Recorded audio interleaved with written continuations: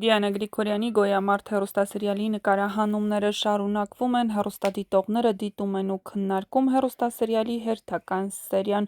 Ավոյի նման եղբայր ոչ ոք չունենա, փողի դիմաց ուրացավ աղբորը։ Ապրես մանան, ասեցիր ու արեցիր։ Ուզում եմ Լեոյի ռեակցիան տեսնեմ, երբ որ իմանա Ավոն իրականում ով ա, միշտ դրան տեսել ա, բայց չի իմացել, որ հոպարն ա, գրել է հեռուստադիտողներից մեկը։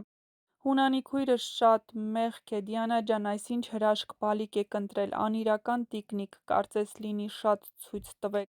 Ապրես պապի ջան, դու շատ լավ մարդ ես ու դերասան, դուք բոլորդ շատ լավ եք խաղում, ուրեմն հաստատ մի բան է ինչի, որ այսքանից հետո